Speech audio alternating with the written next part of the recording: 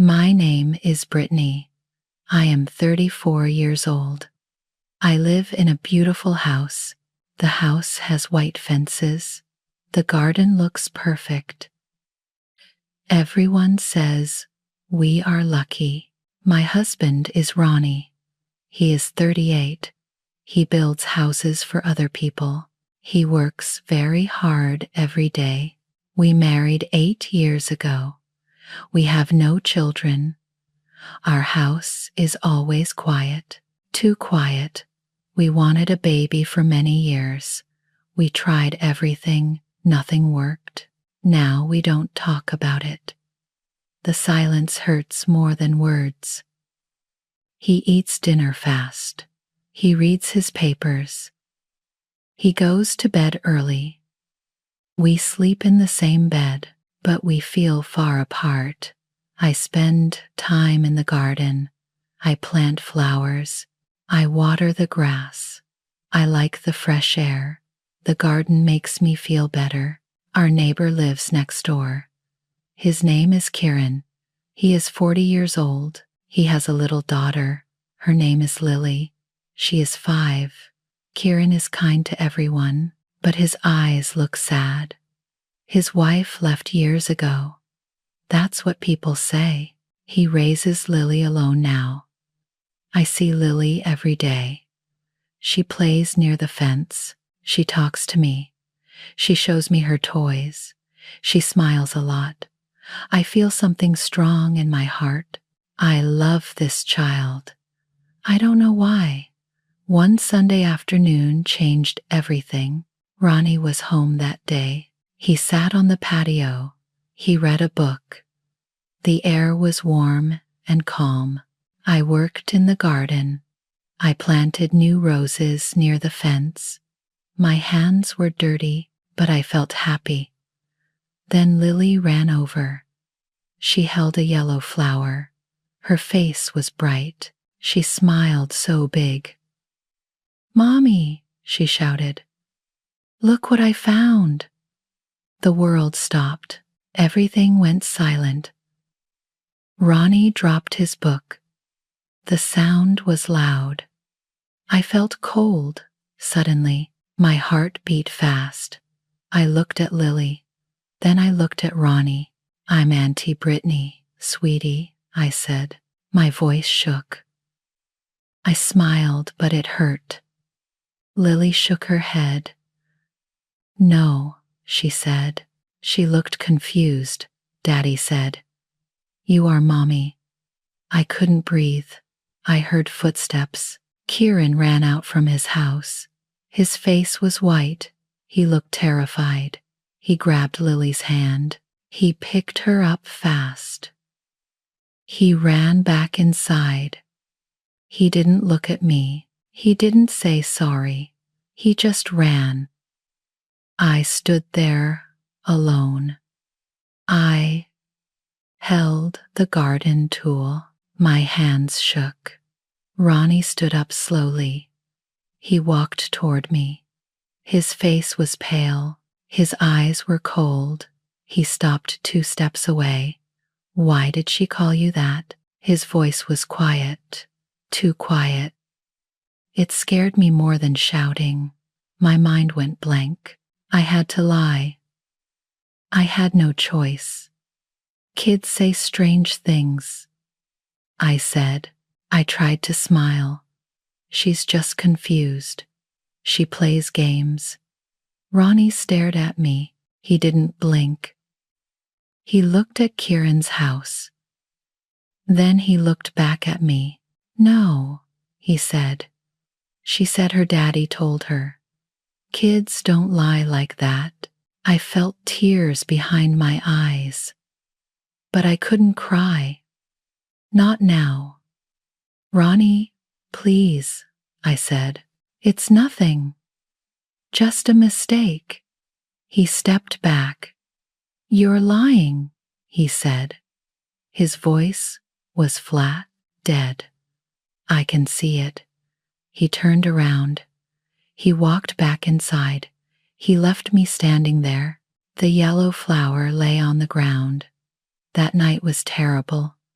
Ronnie didn't eat dinner. He stayed in his office. The door was closed. I knocked twice.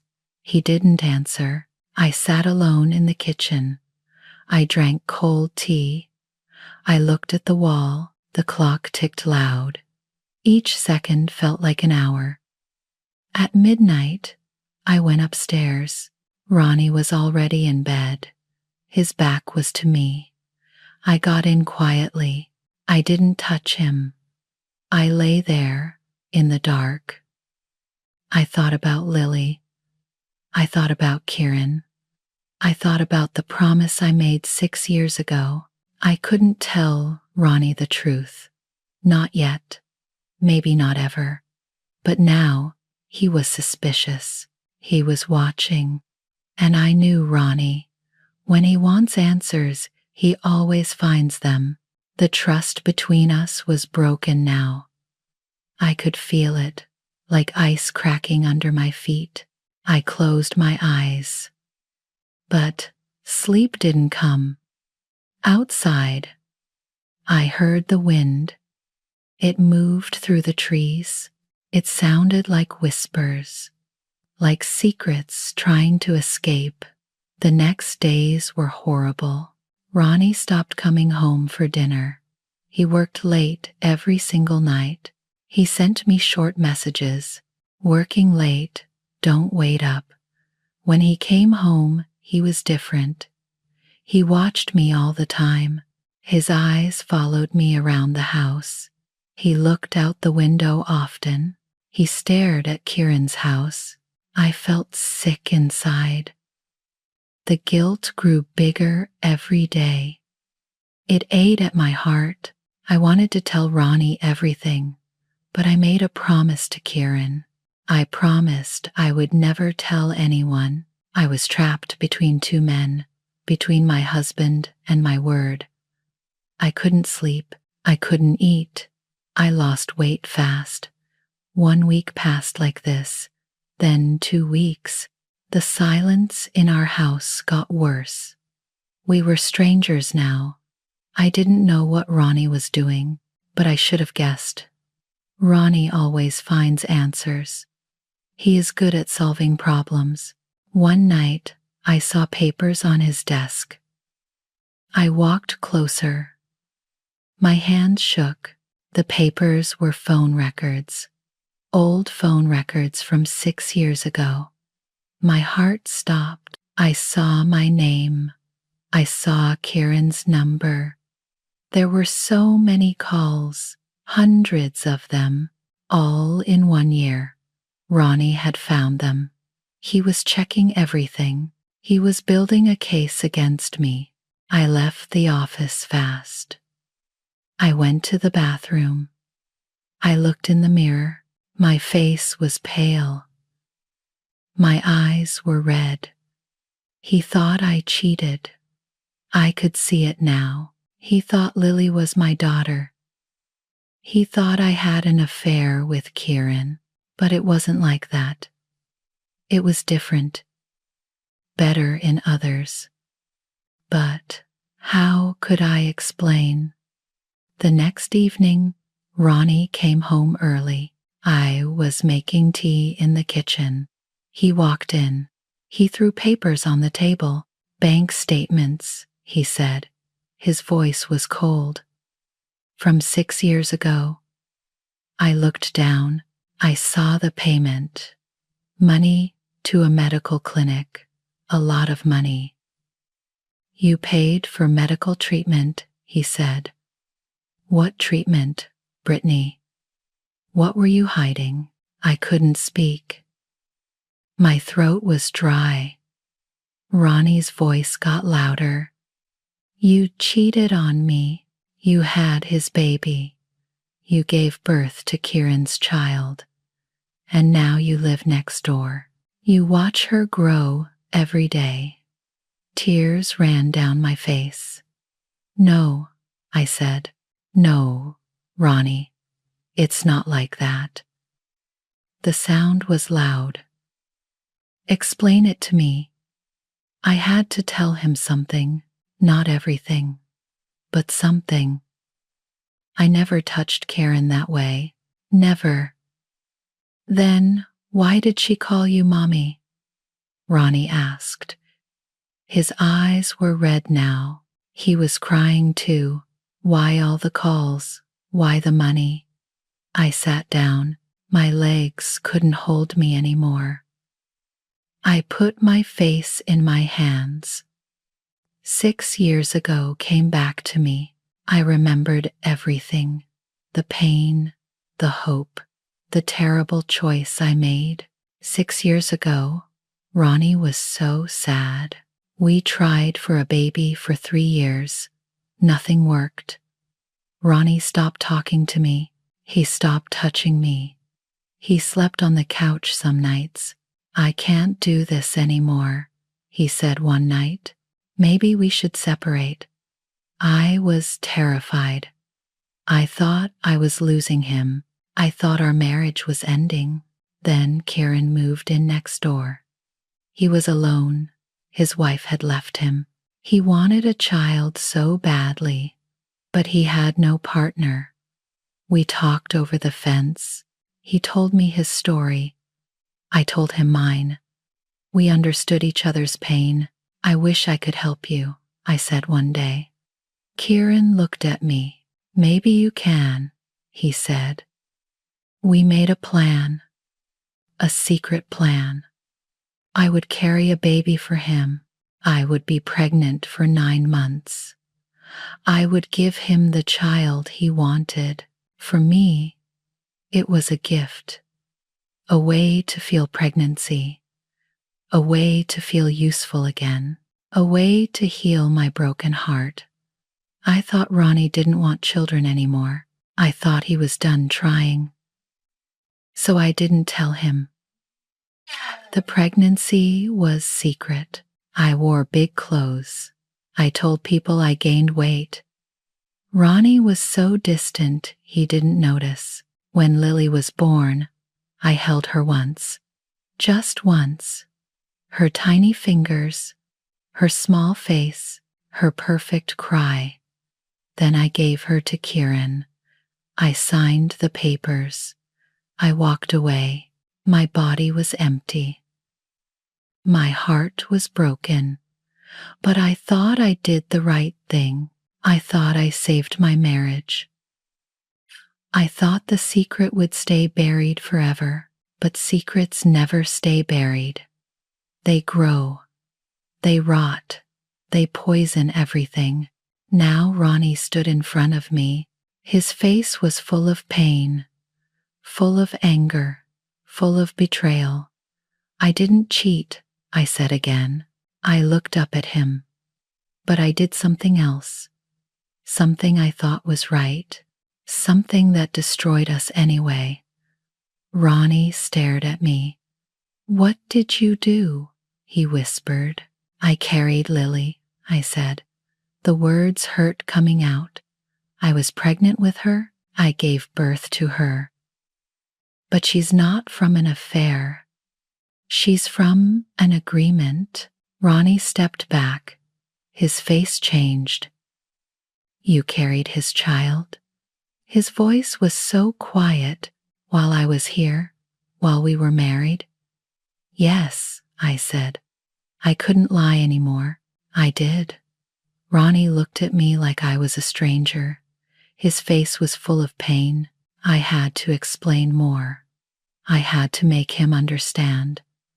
It was surrogacy, I said. My voice was weak. I carried Lily for Kieran. I helped him have a child. That's all. That's all? Ronnie's voice was sharp. You carried a baby. How is that small? I stood up. My legs shook. She's not yours and mine. She's Kieran's daughter. I just helped him. Ronnie sat down hard. He put his head in his hands. Explain everything, he said. Now. I took a deep breath. Kieran wanted a biological child. He asked me to use my egg. I said yes. I wanted to feel pregnancy once, just once in my life. Your egg? Ronnie looked up. His eyes were wide. So she's half yours? Biologically, yes, I said. But I gave her away. I signed papers. She's his daughter, not mine. Ronnie stood up fast. Why didn't you tell me? Why did you hide this? The truth hurt to say. You said you never wanted to talk about babies again. Remember? After the last failed treatment, you said you were done. You said the topic was closed. Ronnie's face turned red. So you just did it without asking me? I thought you didn't want children anymore, I said. Tears ran down my face. I thought I was saving our marriage. I thought if I could help someone else, my pain would go away. Your pain? Ronnie's voice got louder. What about my pain? What about us? He walked to the window. He looked out at Kieran's house. His hands were fists. You were pregnant for 9 months, while I slept in the next room, while I ate breakfast with you, while I kissed you goodnight. I couldn't speak. He was right. I lied every day for 9 months. You gave birth to a baby, Ronnie continued. His voice broke. A baby that was half you, half your blood. And you gave her away. I had to. I whispered. It was the agreement. Ronnie turned around. His face was wet with tears. You gave your motherhood to another man. You gave away what I wanted most in this world. And you never told me. I'm sorry, I said. I'm so sorry. Sorry? Ronnie laughed. But it wasn't a happy sound. You're sorry? That doesn't fix this. That doesn't give me back those years. He walked to the stairs. He went up fast. I heard him in our bedroom. I heard drawers opening. He was packing. I ran upstairs. He had a bag on the bed. He threw clothes inside. What are you doing? I asked. But I knew. I'm leaving, he said. He didn't look at me. I can't stay here. I can't look at you. I can't look at that house next door. Ronnie, please, I begged. Don't go. We can fix this. Fix this? He zipped the bag. How? You destroyed everything. You destroyed our trust, our marriage, our future. He picked up the bag. He walked past me. I grabbed his arm. Please, I said, please stay. Let me explain more. Let me make it right. He pulled his arm away. Hard. I almost fell. There's nothing to explain, he said. You chose him. You chose to give him a child. You chose to lie to me every single day. I chose to survive. I chose to feel something other than emptiness. You felt pregnancy, Ronnie said. His voice was cold. You felt a baby grow inside you. You felt everything I wanted to give you, but you did it with another man's child. It wasn't like that, I said, but he was already walking down the stairs. I followed him. Ronnie, please, don't leave like this. Don't leave us like this. He reached the front door. He put his hand on the handle. There is no us anymore, he said. You killed us 6 years ago. He opened the door. The night air came in. It was cold. I felt it on my wet face. Then I saw someone on our porch. Kieran stood there. His face looked terrible. He looked older, tired, broken. Stop, Kieran said. His voice was loud. Ronnie, Don't leave her. You don't know the whole story. Ronnie stared at him. I know enough, he said. You and my wife had an arrangement. You have a daughter now. I have nothing. That's not true, Kieran said. He stepped closer. You don't understand. None of this was what you think. Then what was it? Ronnie shouted. Tell me, what was it? Kieran looked at me. Then he looked at Ronnie. His eyes were full of tears. It was your idea, Kieran said quietly. The world stopped. I couldn't breathe. What did he just say? What? Ronnie's voice was a whisper. You asked me to do this, Kieran said. 6 years ago. You came to me. You made the plan. You paid for everything. I stepped forward. That's not true. Kieran, what are you saying? Ronnie didn't know anything. Kieran looked at me. His face was sad. I'm sorry, Brittany, but it's time for the truth. All of it. We stood in the living room. Nobody moved. The air felt thick and heavy. I heard rain start to fall outside, soft at first, then harder. Kieran looked at Ronnie. Brittany didn't do this for me, he said. She did it because you asked for it. My head spun. What are you talking about? I said.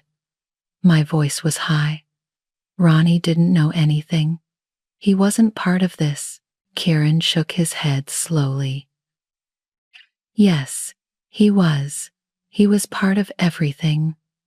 Ronnie stood frozen. His face was white. He didn't say a word. Tell her, Kieran said to Ronnie. Tell her the truth, or I will. Ronnie's mouth opened, but no sound came out. Kieran turned to me.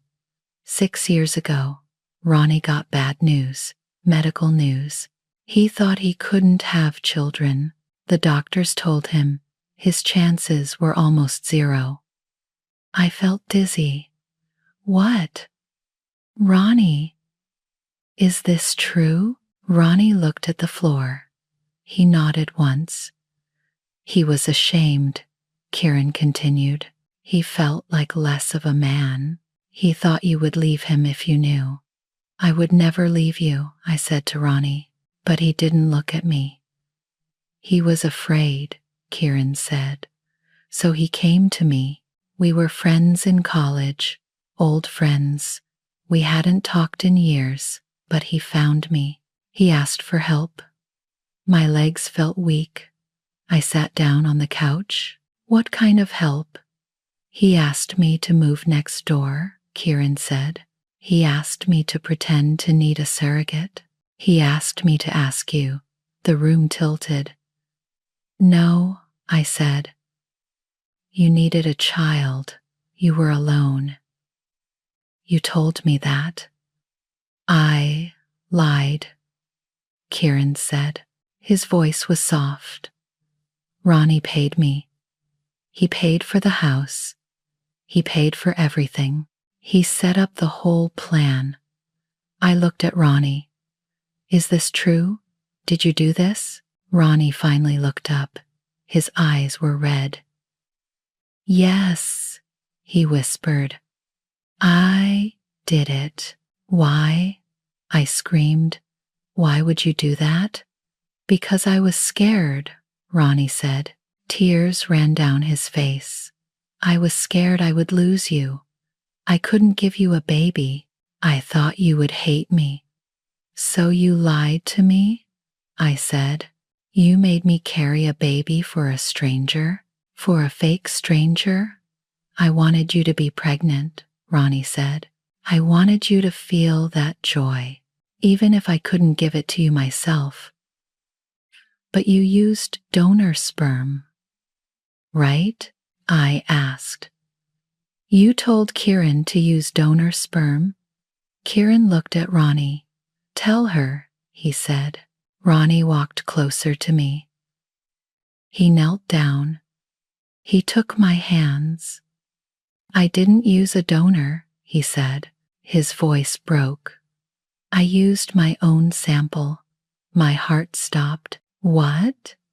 The doctor said there was a 1% chance, Ronnie said. 1% that it could work. So I took that chance. I tried. I couldn't understand. My brain couldn't process this. What are you saying? Kieran spoke. He's saying Lily is not my biological daughter. She's yours and Ronnie's. The words hit me like a truck. No, I said. No, that can't be true. It is true, Ronnie said. He held my hands tight. Lily is our daughter, biologically, completely. She's ours. I pulled my hands away. I stood up. I walked to the window. Rain covered the glass. Everything looked blurry. You lied, I said. You both lied. For 6 years. I'm sorry, Ronnie said. I was a coward. I thought if the pregnancy failed, it would be Kieran's loss, not ours. You wouldn't blame me. You wouldn't be hurt again. But it worked, I said. I turned around. It worked, and you still lied. I fell in love with her, Ronnie said. From a distance, I watched her through the fence. I saw her grow. I saw her learn to walk, to talk, to laugh. She's my daughter. But I signed papers saying she wasn't. Why didn't you tell me then? I asked. When she was born? When you knew it worked? Because I was ashamed, Ronnie said. I tricked you. I manipulated you. I thought you would never forgive me. I looked at Kieran. And you? You just went along with this? You raised our daughter? He paid me well, Kieran said. But then he shook his head. No, that's not fair. I did it because I saw his pain. I saw your pain. I thought I was helping, but I was wrong. You were all wrong, I said. My voice was cold. All of you lied to me. You used me. You played with my life. I know, Ronnie said. I know, and I'm sorry. I'm so sorry. Sorry doesn't fix this, I said. Sorry doesn't give me back those years. Those years with my daughter. Kieran stepped forward. That's why I'm telling you now. I can't do this anymore. Lily asks about you every day. She calls you Mommy. She feels the connection. Kids always know. She knows? I asked. She feels it, Kieran said. She doesn't understand it, but she loves you. She loves Ronnie too. She watches him through the fence. She waves at him. She asks why you don't come over. Ronnie made a sound, a sob. He covered his face with his hands. You are her father, Kieran said to Ronnie. You are her mother, he said to me. I'm just the uncle who took care of her, the uncle who helped 2 scared people hide from the truth. But the papers, I said, the legal papers. They say she's yours. Papers can change, Kieran said. If everyone agrees, if everyone tells the truth. I sat down again. My whole body felt numb. I have a daughter, I said. The words felt strange. I have a daughter who lives next door. A daughter I gave away. A daughter who was mine all along. Ronnie knelt in front of me again. Yes, he said. We have a daughter, and I stole 5 years from us. 5 years we could have been a family. Why now? I asked. Why tell me now? Why not next year? Or never? Because I saw your face on Sunday, Kieran said. When Lily called you Mommy, I saw the pain. I saw the love. I saw everything. And I knew this lie was killing all of us. The rain got louder. It hit the windows hard, like the sky was crying with us. I looked at Ronnie, then at Kieran, then at the house next door. Somewhere in that house was a little girl with my eyes, with Ronnie's smile, a little girl who was ours. What do we do now? I whispered. Nobody spoke for a long time. The rain was the only sound. I looked at Ronnie. His face was broken. His eyes were full of shame, but I didn't see a monster.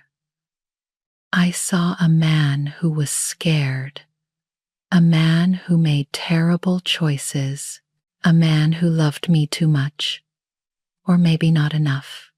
I didn't know anymore. I looked at Kieran.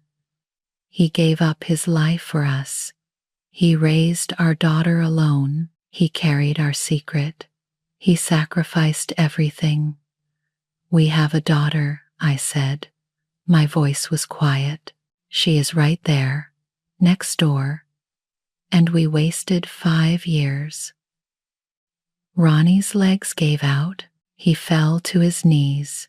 He cried hard. His whole body shook. I'm sorry, he said. I'm so sorry. I was so afraid. The doctor said I couldn't have children. I felt like nothing, like I wasn't a real man. I watched him cry. Part of me wanted to hold him. Part of me wanted to scream. I thought you would leave me, Ronnie continued. I thought you would find someone better, someone who could give you a baby. So I made this plan. A plan built on lies, I said. Yes, he said. I know. I was a coward. I watched her through the fence every day. I saw her first steps, her first words.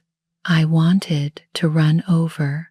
I wanted to hold her, but I signed the papers. I gave up my rights. Why didn't you tell me when it worked? I asked. When she was born healthy? Because then you would know what I did, Ronnie said. You would know I tricked you.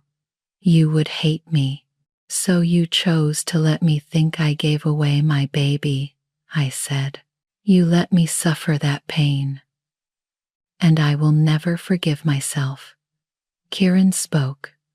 I told him to tell you many times, but he was too afraid, and I was too deep in the lie to stop. I looked at both of them. 2 men who loved me. 2 men who hurt me. 2 men who were victims of their own fear. And I felt anger. So much anger, it burned in my chest. They stole years from me. Years with my daughter, but under the anger was something else. Love for Lily, for the little girl next door, the little girl with my eyes, the little girl who called me Mommy. She was real. She was mine. She was ours. And 5 years were already gone. We couldn't get them back, but we still had time. We still had a chance. We are all broken, I said. My voice was stronger now. You broke me. I broke you. We are all victims of fear. Ronnie looked up at me. His face was wet. I don't deserve your forgiveness, he said. Maybe not, I said. But Lily deserves her parents. She deserves to know the truth. She deserves to be loved openly. I walked to Ronnie. I knelt down next to him. I touched his face. He closed his eyes. We cannot change the past, I said. Those 5 years are gone. But we can change tonight. We can change tomorrow. How? Ronnie asked. How can we fix this? We start with truth, I said. We tell Lily. We tell everyone. We stop hiding. Ronnie grabbed my hands. Are you saying you want to try? You want to be her parents? I thought about it. Did I want this? Did I want to forgive? Did I want to move forward with a man who lied to me for 6 years? But then I thought about Lily, her smile, her bright eyes, her little voice calling me mommy. I want my daughter, I said. I want to know her. I want to be her mother, not through a fence, not in secret, really her mother. And us? Ronnie asked. Can there be an us? I looked at him. I saw the boy I married, the boy who was scared, who made mistakes, who loved me in a broken way. I don't know, I said. I'm so angry at you. What you did was wrong. It was cruel. I know, Ronnie said. But I also know fear. I said, I know what it does. How it makes you do terrible things. I carried a baby in secret. I lied too. We both lied. We did? Ronnie said. I stood up. I pulled him up with me. We need time. We need to heal. But first, we need to meet our daughter. Really meet her. Kieran stepped forward. She's awake. I can hear her upstairs. She never sleeps during storms. She's scared of thunder. Thunder, I said. I looked at the window. Lightning flashed. Our daughter is scared of thunder. And I didn't know that. You can know now, Kieran said. You can learn everything. Starting tonight, I looked at Ronnie. Are you ready? I asked. He wiped his face. I've been ready for 5 years, he said. Then, let's go. I said, let's go meet Lily. As her parents, we walked to the door. The rain was still falling. The night was dark. But for the first time in 6 years, I felt hope. Small hope. Fragile hope. But hope. We crossed the porch. We walked to Kieran's door, to our daughter's door, together. That night, we sat with Lily. We told her the truth. We used simple words. We held her hands. She cried a little, then she smiled. I knew, she said. I always knew you were my mommy. The next morning, the sun came up. The rain was gone. The air smelled fresh. Ronnie and I walked to the fence. Kieran was there with Lily. She wore a yellow dress. There were no lawyers that morning, no courts, no papers yet. Just 3 adults who loved one child. Kieran knelt down. Lily, remember what we talked about? He asked. Lily nodded. Her eyes were bright. Ronnie stepped forward. Tears ran down his face. Happy tears. Hi, Lily, he said. I'm your daddy. Lily didn't take his hand. She ran to me first. She wrapped her arms around my legs. Mommy, she said. I picked her up. She was light. She smelled like strawberries. My daughter. Finally in my arms. He held her close.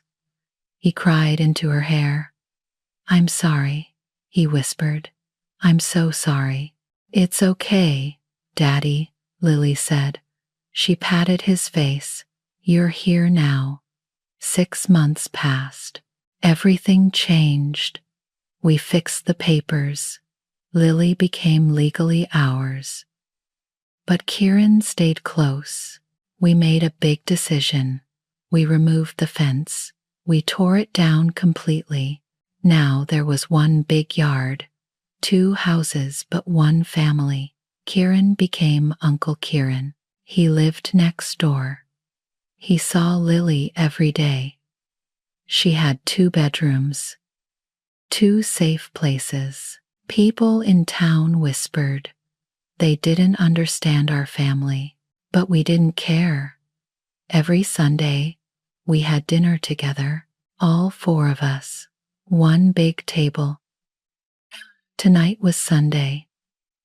I made pasta. Kieran brought salad. Ronnie made dessert. Lily set the table. We ate together. We laughed. Lily talked about school, about her friends. I looked around the table, at my daughter, at my husband, at Kieran. This strange, beautiful family. We worked on trust, on forgiveness. Some days were hard. Some days I was angry. Some days Ronnie cried. But we kept trying. For Lily, for each other. Secrets almost destroyed us. Lies almost killed our family. But truth brought us back. After dinner, we sat outside. The sun was setting. Lily played in the grass. She ran between the 2 houses. We did it, Ronnie said. He held my hand. We did, I said. Thank you, Kieran said, for letting me be part of this. Your family, I said. You always will be. Lily ran over.